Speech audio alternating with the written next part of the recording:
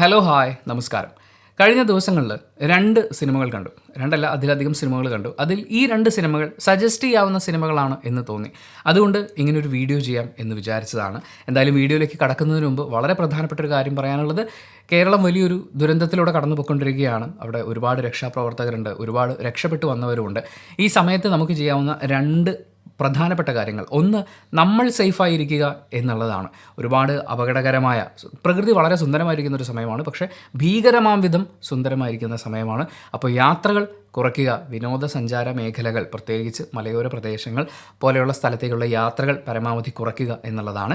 സേഫായിരിക്കുക. രണ്ടാമത്തത്, സേഫ് ആക്കപ്പെട്ട ആളുകൾക്ക് സഹായം എത്തിക്കുക എന്നുള്ളതാണ്. മുഖ്യമന്ത്രിയുടെ ദുരിതാശ്വാസ നിധിയിലേക്ക് സംഭാവനകൾ കൊടുക്കേണ്ട സമയമാണ്. ഒരുപാട് പുനർനിർമ്മാണം ആവശ്യമുള്ള ഒരുപാട് ആളുകളുടെ ജീവിതത്തിൽ ഇപ്പോൾ ഒരുപാട് കാര്യം ഒന്നുമില്ലാതെ നഷ്ടപ്പെട്ടു പോയി നിൽക്കുന്ന ആളുകളാണ്. അവരിലേക്ക് സഹായം എത്തിക്കാൻ പറ്റുന്ന ഒരു മാർഗം അതാണ്.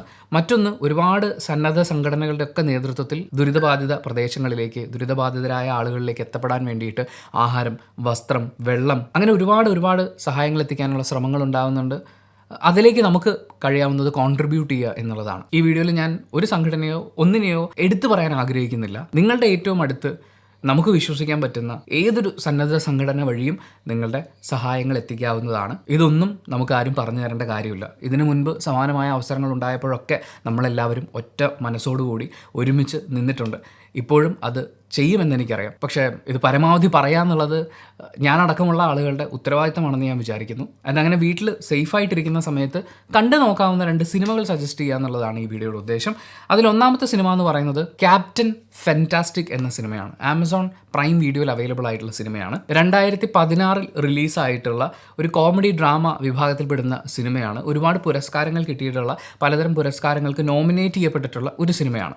ഈ സിനിമയിലെ കേന്ദ്ര കഥാപാത്രം ബെൻ ക്യാഷ്, അത് അവതരിപ്പിച്ചിരിക്കുന്നത് വിഗോ പീറ്റർ മോട്ടേസൺ എന്ന ആർട്ടിസ്റ്റാണ്. പുള്ളി ഒരു ഗംഭീര ആർട്ടിസ്റ്റാണ്. ഞാൻ ഈ പേരുകളൊക്കെ ഇങ്ങനെ വീഡിയോ ചെയ്യുന്ന സമയത്താണ് ഈ ആർട്ടിസ്റ്റുകളുടെ, പ്രത്യേകിച്ച് ഹോളിവുഡ് സിനിമയിൽ ശ്രദ്ധിക്കാൻ തുടങ്ങുന്നത് തന്നെ.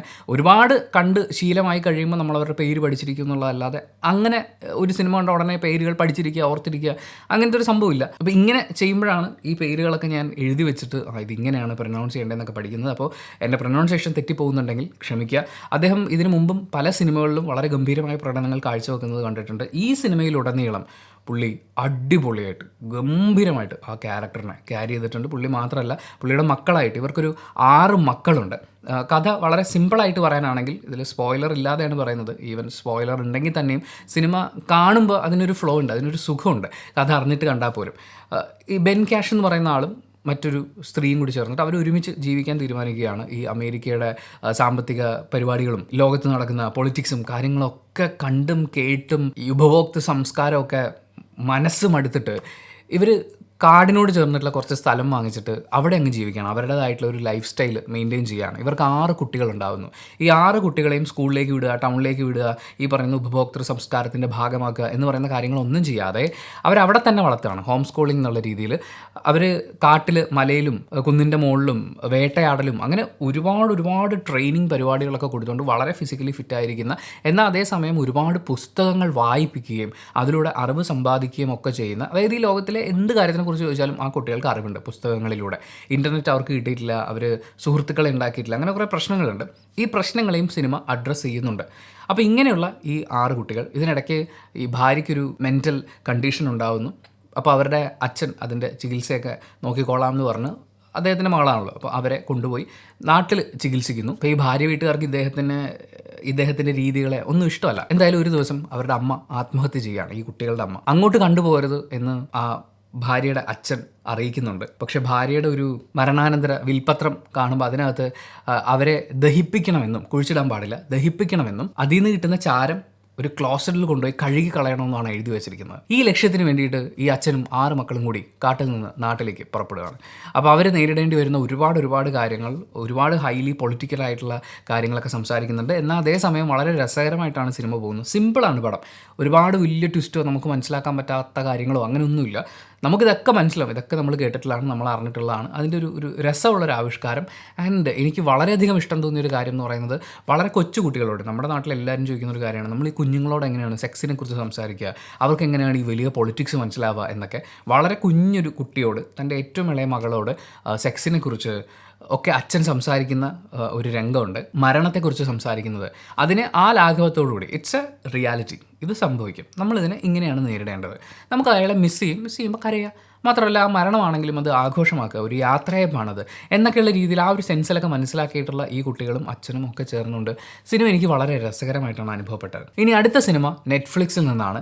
32 മില്യൺ US ഡോളറിനാണ് ഈ സിനിമ പൂർത്തിയാക്കിയത്. മൊത്തം തിയേറ്റർ കളക്ഷൻ കിട്ടിയത് 6 മില്യൺ US ഡോളറാണ് എന്ന് പറയുമ്പോൾ തന്നെ അറിയാമല്ലോ സിനിമ ഒരു നഷ്ടമായിരുന്നു. ഇതൊരു വലിയ വിജയ ചിത്രമൊന്നും ആയിരുന്നില്ല. കഴിഞ്ഞ വർഷം 2023 ഈ സിനിമ റിലീസാവുന്നത്. വിശ്വാസികൾക്ക് വേണമെങ്കിൽ ദൈവം കനിഞ്ഞനുഗ്രഹിച്ച് ആരോഗ്യം കൊടുത്തിട്ടുള്ള എന്ന് പറയാവുന്ന, വിശ്വാസികളല്ലാത്ത അല്ലെങ്കിൽ ശാസ്ത്രവിശ്വാസികളായിട്ടുള്ള ആളുകൾക്ക് നല്ലൊരു ജെനറ്റിക്സ് കിട്ടിയിട്ടുള്ള ഒരാൾ, അയാളുടെ ജീവിതത്തിൽ സംഭവിക്കുന്ന കുറച്ച് കാര്യങ്ങൾ അതൊക്കെയാണ് ഈ സിനിമയിൽ പറയുന്നത്.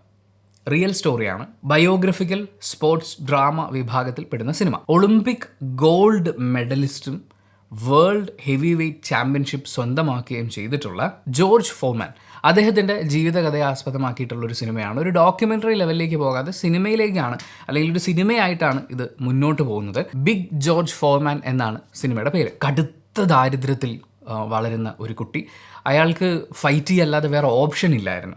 അങ്ങനെ ഒരു സിറ്റുവേഷനിൽ മുന്നോട്ട് പോയിക്കൊണ്ടിരിക്കുന്നത് വളരെ മുൻപത്തെ ഒരു അമേരിക്കയിലെ ഒരു വിഭാഗം ആളുകൾ അനുഭവിച്ചിരുന്ന വേർതിരിവിൻ്റെ, വിവേചനത്തിൻ്റെ, ദാരിദ്ര്യത്തിൻ്റെ ഒരു എക്സ്പ്രഷൻ കൂടിയാണ് കേട്ടോ. അങ്ങനെ ആ കടുത്ത ദാരിദ്ര്യത്തിലൂടെ മുന്നോട്ട് പോയിക്കൊണ്ടിരിക്കുന്നു. അയാളുടെ ഒരു യൗവന കാലത്തേക്ക് എത്തുമ്പോൾ അവരുടെ മുമ്പിലേക്ക് ഒരു ഓപ്ഷൻ വരികയാണ്. ഒരുപാട് ആളുകളെ ജോലിക്കൊക്കെ പ്രിപ്പയർഡ് ആക്കുന്നതിന് വേണ്ടിയിട്ടുള്ള ഒരു കോച്ചിങ് ഒരു പരിപാടി സംഭവിക്കുകയാണ്.